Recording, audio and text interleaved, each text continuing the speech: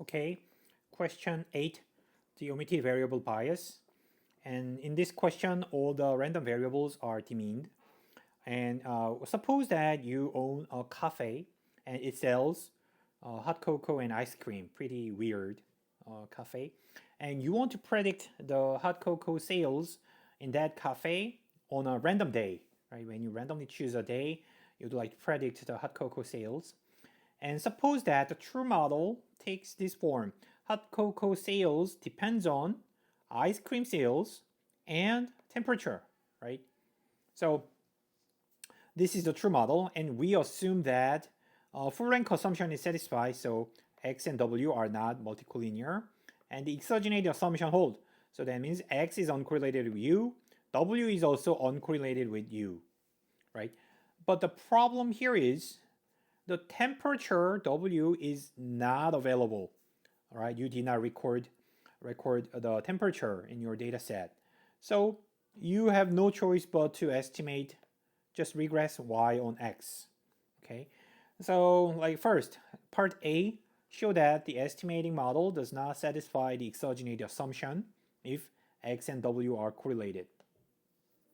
So first, we need to find out how the error term epsilon is made up, right?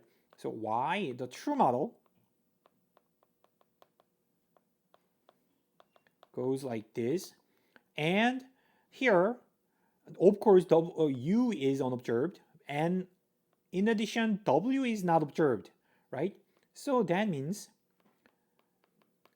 both should be included, counted as an error term. It's like, so these guys all included in the unobserved error term, right?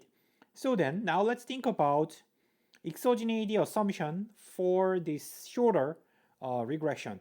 So we need to check the covariance between x and epsilon.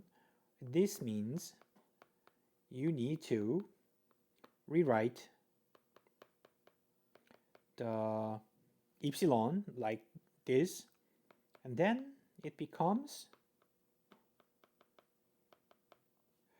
plus expectation xi ui. Okay, now we know this is 0 because the true model, original longer regression, satisfied the exogeneity condition. So this is not a problem. But the problem is here. As we assumed in the question, it is not 0, right? X and W are correlated. The covariance is not 0. And I didn't mention that. I should have mentioned it. Gamma should not be 0, right? Right. In this case, intuitively, like as the temperature goes down, as the weather gets colder, there will be increase in hot cocoa sales. Anyhow, so if you assume it is not 0, then obviously x and epsilon are correlated. Okay, that correlation is coming from correlation between x and w. Okay, so this short regression will violate the exogeneity assumption. Let's go to part B. Suppose that you try to identify beta 0 in the estimating model under the assumption that expect x and epsilon equals or have covariance 0. Derive the misspecification bias. Do you underestimate or estimate or overestimate? Guess it using the economic intuition. Okay. Let's think about B, right? Now we are going to think about the estimating regression, the short regression, and I will assume that, so you are going to assume that x and epsilon are uncorrelated, which is wrong. But if you make this assumption, then you will think beta 0 is simply covariance between xi and yi divided by variance of xi. Okay, so you would believe the parameter beta equals to this estimate, right? Now then, let's calculate the misspecification bias. To do that, in the true model, covariance between x and y can be written as covariance between x, and here you have to plug in the true model, right? We are considering the truth, not your assumption, right? Here then you can just expand beta 0 variance x plus gamma 0 covariance x and w plus covariance x and ui. Okay, so this part is easy. The variance will be cancelled out by the denominator. This is the problem, and the covariance between x and u is again 0. All right, so this is not 0. This part is the problem. And then that means the estimand, back to the estimand. If you take this, it will become, let me see, gamma 0 times covariance x w divided by variance of x. Okay. And then obviously this much is misspecification bias. Misspecification bias. Okay, let me interpret what they are. So this part is the coefficient if you regress w on x, right? Like this, pi 0 plus. So if you think about this kind of regression, and x will affect w by pi, right? So this is the effect of x on w. And remember, gamma is effect of w on y. So this was effect of x on w. So x affects w and then w affects y. This is the uncaptured channel indirect effect of x on y. So that is the misspecification bias. Now the next question is, do we overestimate or underestimate? We are going to calculate this guy, right? So is it greater than the true parameter or smaller than the parameter? It depends on, so it is not a statistical problem. It is more like economic assumption. So we will, first let's think about this part. The effect of W, temperature on hot cocoa sales, I guess it should be negative. Because as the weather gets colder, there will be more people looking, like, who want hot cocoa, right? So hot cocoa sells better in winter season, right? So that means it's negative. Temperature and sales, hot cocoa sales goes the other way. And then how about this part? X is ice cream sales, right? Ice cream sales will increase when the temperature is high. So they will have positive covariance, so I guess this is positive, right? So higher ice cream sales implies there'll be the temperature was higher, right? It's not causality, but they are correlated in that way. So that means this is negative, this is positive. So as a result, the bias would be negative. Okay, so we are going to underestimate the true effect of beta. All right. So then you may think it this way, right? For example, ice cream and hot cocoa